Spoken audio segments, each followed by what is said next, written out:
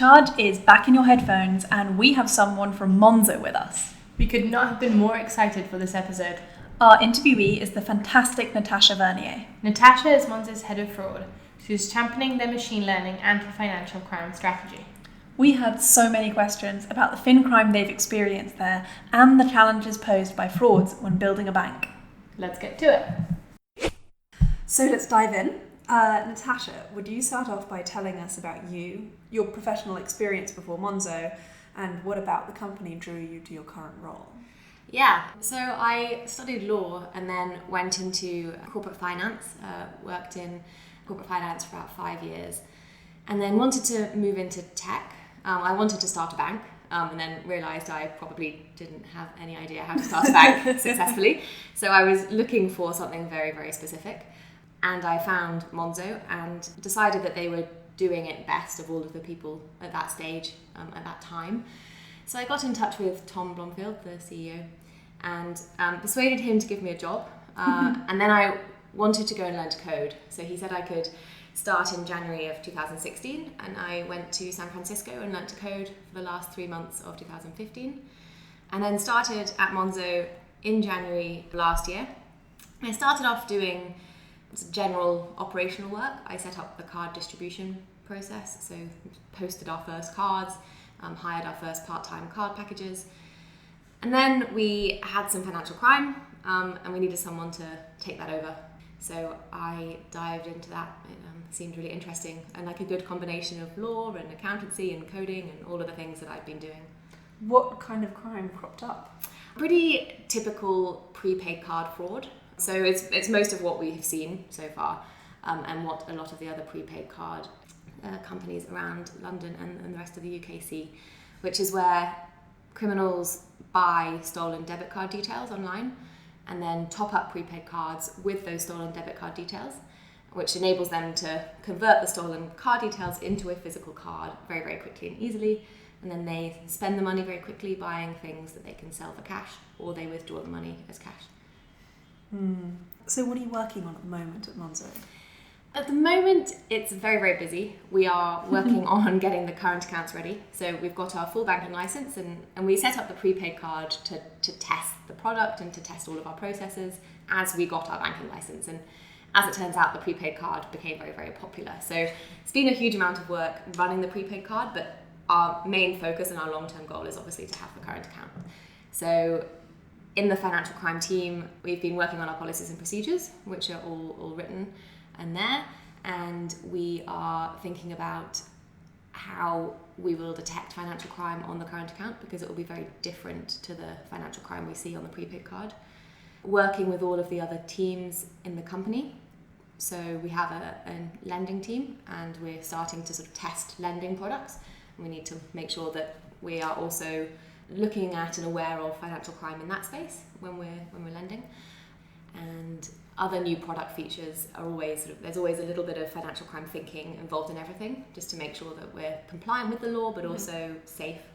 So what kind of fin crime challenges do you come across usually when building a bank? What are the basic ones? I think the most fundamental one is being compliant with the regulation. So there are certain things that you have to do when you onboard customers. You have to get a certain amount of information about people, and you have to verify that the person that you're giving a card to or an account to is that person. So there's complying with the law. And then there are lots of things within a bank that are challenges, just like spotting it and making the customer experience as brilliant as we at Monzo want it to be, while still finding those criminals and being able to report them to the authorities. So a lot of what we do in the financial crime and security team is making sure that our false positive rate is very low and that we keep our customer experience very high. I think one of the biggest challenges we'll have at Monzo is that we're growing so fast, and at the moment all organically. So as soon as we have the current account out there and it's fully tested and it's fully up and running, if we start to spend money to try and acquire customers, I think it will just blow up, and we need to be able to stay on top of that. I think that will be a big challenge in the financial crime space. You mentioned your onboarding process. That's entirely over the app, isn't it? Yes. What are the challenges in not being able to see your new customers face to face? Yeah, so I think it's a lot of legacy banks find it quite scary because when they are onboarding customers, the customers go in with a passport and they take a photocopy of that passport and they can see the person in real life and they take in council tax bill or a utility bill as well. What we are doing at Monzo for the current account is taking a selfie video of each person, or each person sends us a selfie video, and we get a photo of their passport or driving license, national ID card. In the background, we also run some checks against public databases, electoral registers, that sort of thing, which helps us check the name of the person and where they live. And actually, I think personally that you can probably get more information that way than by someone coming into a branch.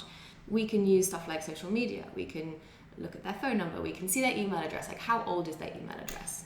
We can see how many people who have a Monzo card they know. That might be useful information. If someone has lots of friends who are genuine customers on Monzo, then it helps us identify that person, know that they're real. So I think there's actually a lot that you can do with technology, which actually is probably superior to just seeing someone and not knowing anything else about them, but seeing them in the flesh. Right, but what about the flip side of that? So have you had any concerns from customers that they can't come and see you personally, like security that way around, I suppose? That's an interesting question. I don't actually know if we've had that many people wanting to come and see us.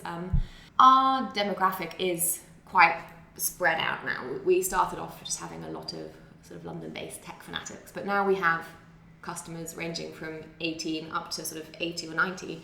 The majority of our customers are sort of around 30 to 40, I guess.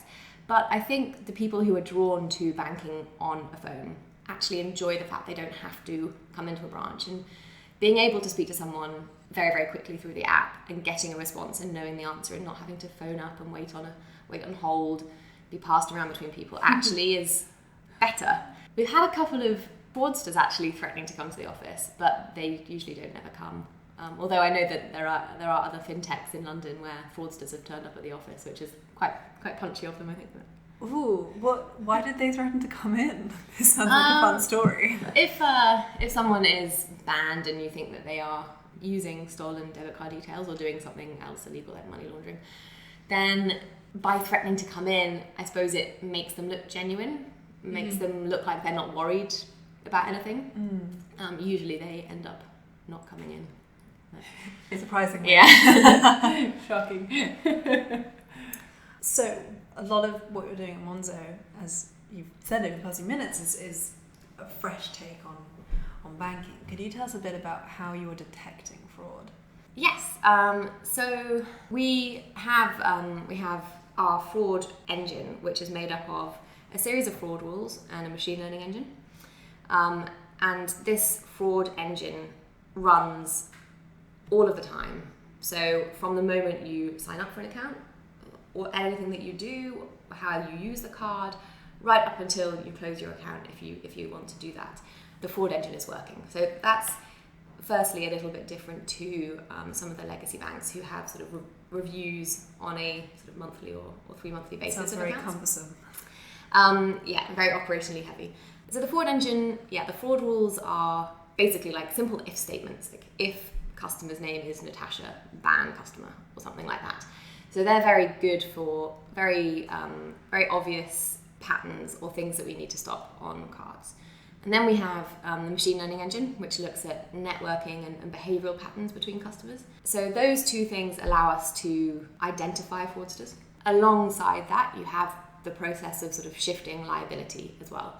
So we want to identify fraudsters, obviously. We have a requirement to do so, and we need to report any fraudsters that we're suspicious of. But we also want to be able to shift the liability of any fraud that we have away from us, obviously. So we don't die before we release any current accounts through fraud losses. So we use 3D Secure for that, which is, if you've ever been shopping online and you've paid, and then before it confirms your payment, it sends you to a new screen and it says, please enter 3 digits from your 15 letter long password. And you have to remember what your password is and then count out the numbers or the letters. That is the online merchant putting your transaction through 3DS. And it shifts the liability back to your bank. And the way that we use that at Monzo is, say you bank with NatWest and you do a top-up, we have some logic which runs right at that point of top up, which decides whether your top up seems genuine or whether we would like a little bit more comfort around that. At which point we can put your top up through 3D Secure, and once it's gone through 3D Secure, your bank, so NatWest, can either approve that or decline that. And if they approve it, and it then turns out to be fraud, the liability sits with NatWest rather than with us. And you've had big successes with detecting fraud over the past months. Could you tell us how you're doing that?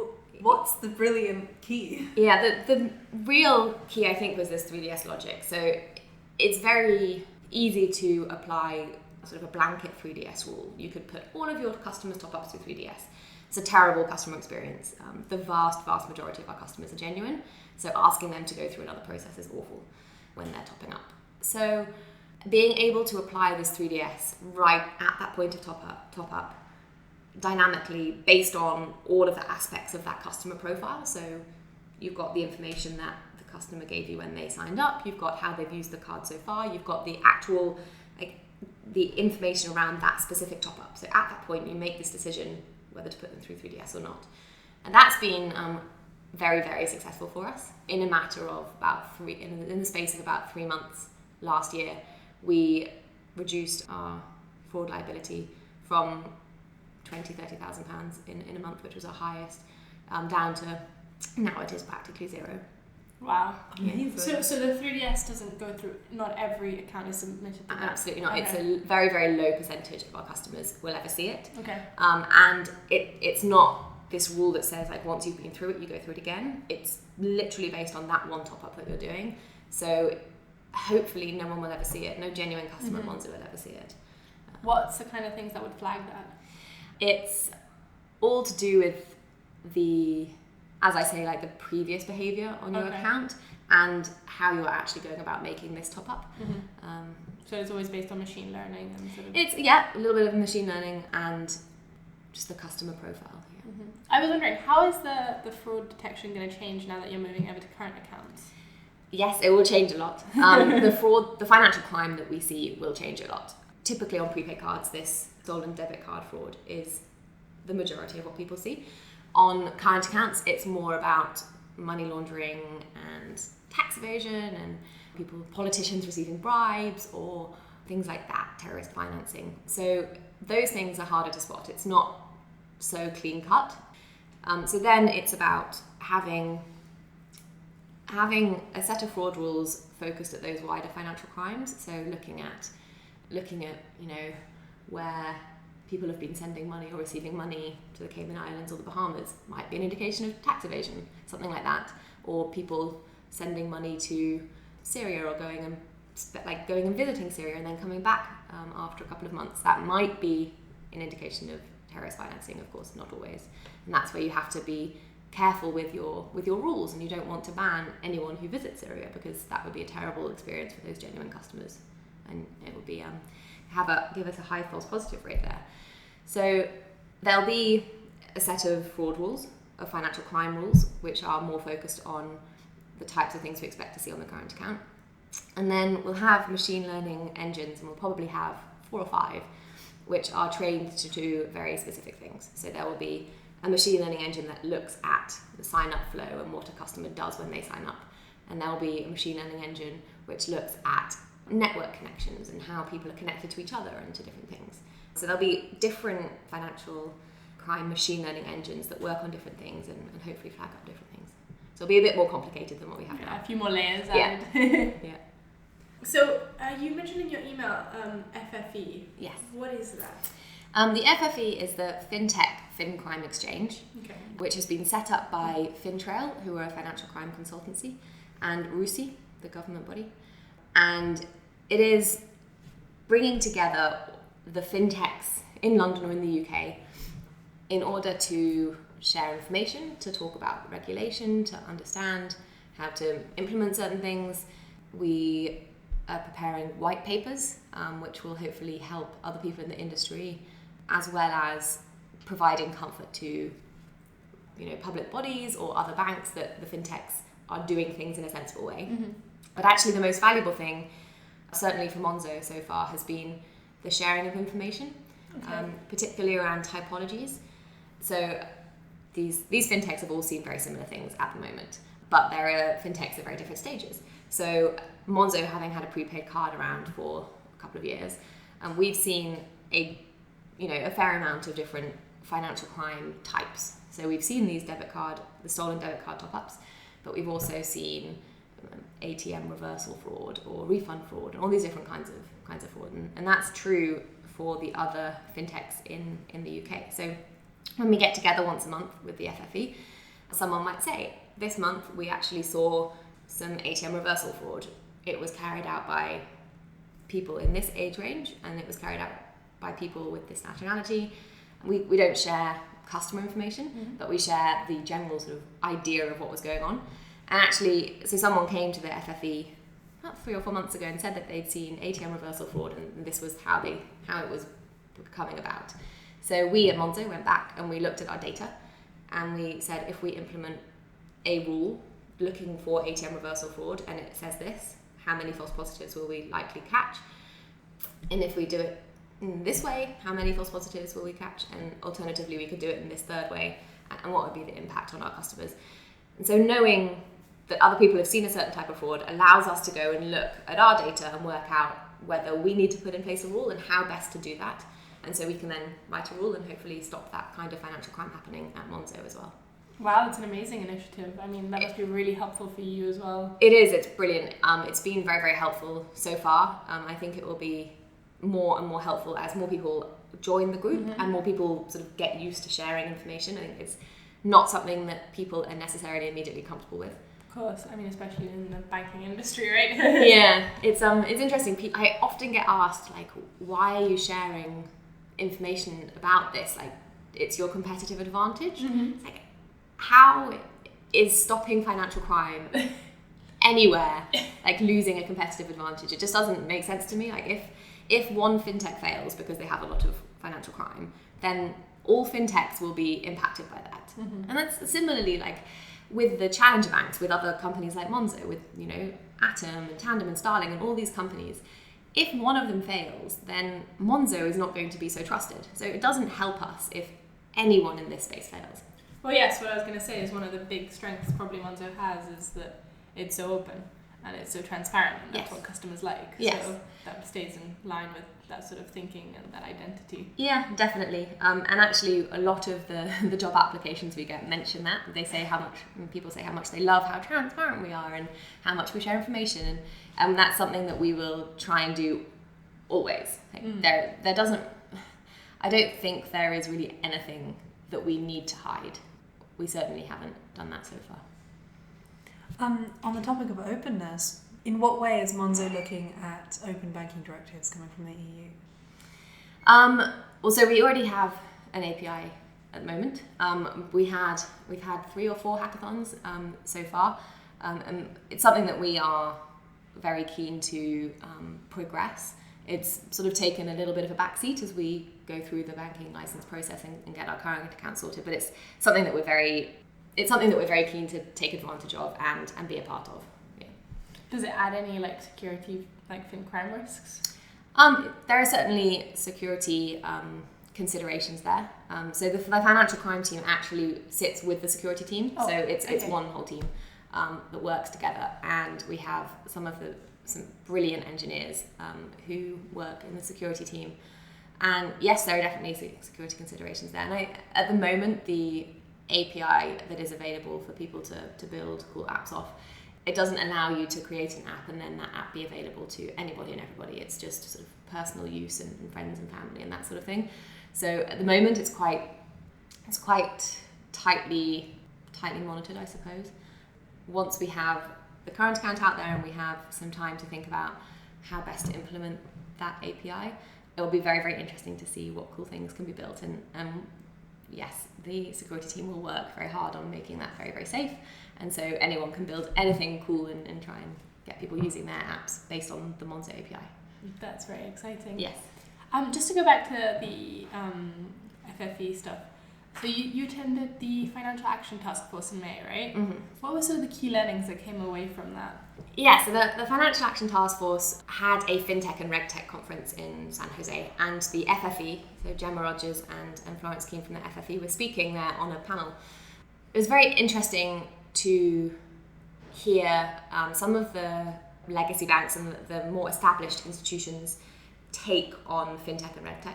There's certainly still quite a lot of worry, I think, and a lot of people are hesitant about what fintech and regtech will mean for the industry. One of the biggest learning points, I think, was that there is still a long way to go for these more established institutions, groups, before they get completely comfortable. But it's brilliant that they're starting to think about it and starting to have this dialogue. I think they need to encourage more fintechs and younger companies to go and talk to these large institutions and the government bodies, and there were people from the FCA there, and it's really good for people just to start hearing certain words. Like, people need to start hearing the word machine learning and not be scared of it. And someone gave a talk at the conference about machine learning, but they kept saying robots, and it's not necessarily like incorrect to talk about robots when you're talking about machine learning, but it's scary, especially for someone who doesn't understand it. And actually just breaking it down and talking about how machine learning can be used in a very controlled way, and in a very sort of, if you implement a machine learning engine in your bank, it doesn't crawl over everything and without you meaning it to, it takes over the entire bank. But I think people actually get worried about that, and especially when you use words like robots, and people worry. So I think it's going to be very important for them to get experts in from certain areas in fintech and regtech to explain on a very fundamental level like how certain things can really, really benefit these legacy banks and the larger institutions, and how they're not actually scary.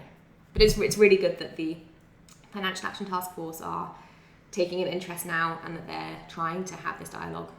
But I think there's a little bit of a way to go yet. So where do you see the collaboration between legacy banks and fintechs going?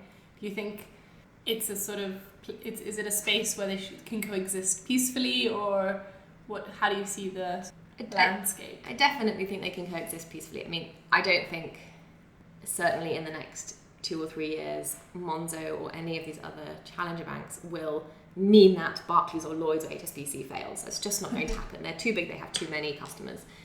But I think, there's a huge amount of information and knowledge that can be shared both ways.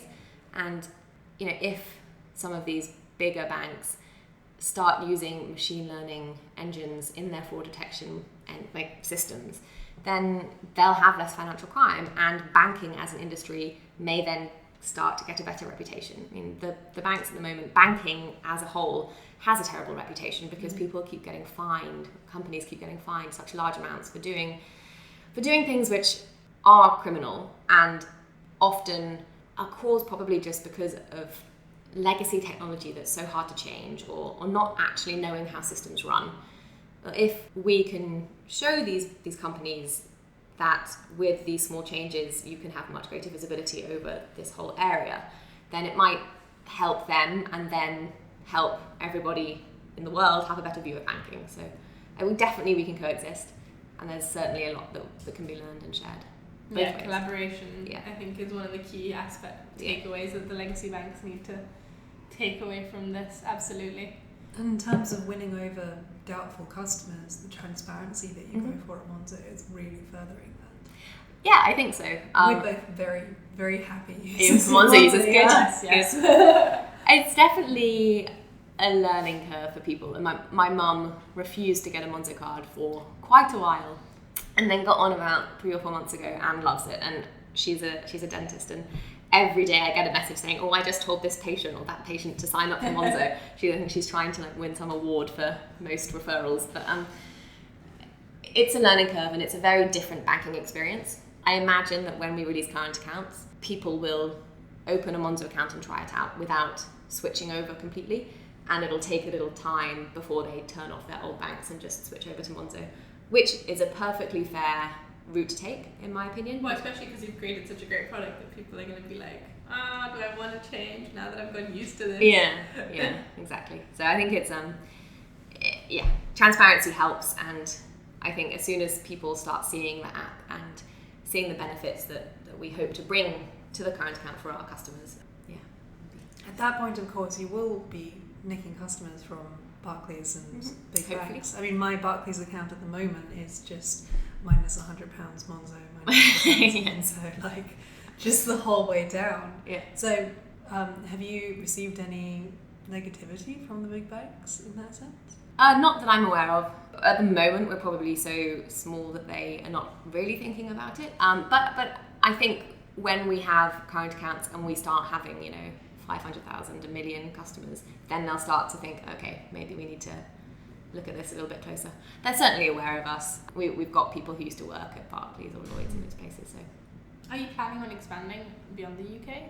definitely, with banking licenses, you get a banking license for each country. So with a UK banking license, we can't actually go and try to get customers anywhere else yet. The EU has this thing called passporting, where you can passport a banking license to other European countries. I think we'll probably try and passport the license fairly soon to try and test out the card in other countries. But then certainly once the current account is up and running and things are working smoothly and we've really gotten it embedded in the UK, we'll go out and try and expand across Europe, and then in the US obviously, and then places like Singapore and Asia.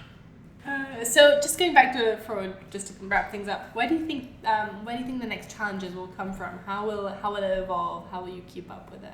I think it will become more and more difficult to sort of pick things up so quickly, because we're starting to, Monzo and FinTechs, through the information sharing and through technology, we're starting to pick up the fraud and be able to spot the fraud and stop the fraud so quickly that people are just trying new things.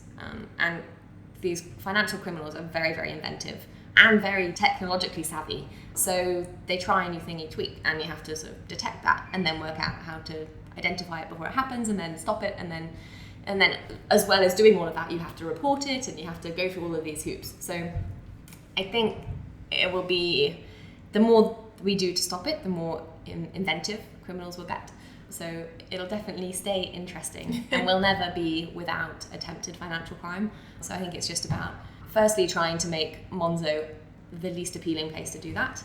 So that's about making sure we do catch it and making sure that we report it to all the National Crime Agency and the Metropolitan Police when it's in London and everyone that we can. But it's about talking about it as well. So being part of the FFE and making sure that everybody knows that, and making sure that everybody knows that we share information with other fintechs. So actually don't try it at this other place either, because they already know about you. All we can do is continue to try and spot it and continue to report it and continue to talk about it, I think. Do you enjoy that perpetual race between the fraudsters and the fraud staff? I do. I think it's really interesting. Yeah. It never gets boring, and actually, as I say, some things that they do are so inventive. It's brilliant. You're like, oh, that's actually really smart. And if it were not illegal, I'd be really impressed. but then you have to stop it and report it and figure out how to identify it in the future. So yeah, it's very interesting, and I find it personally very exciting. Well, we're recording this in the morning, so have a great day of fighting fin crime today. Thank you. Thank you so much for joining us. Thanks very for much. coming in. And that's our 30 minutes up. Thank you for joining us for this week's episode. Guess what we want? That's right, your feedback. Let us know what you thought about the topics discussed in this week's episode or any of the previous ones. As always, you can contact us at charge@develop.co.uk or tweet us at develop_team. Catch you next time. Bye.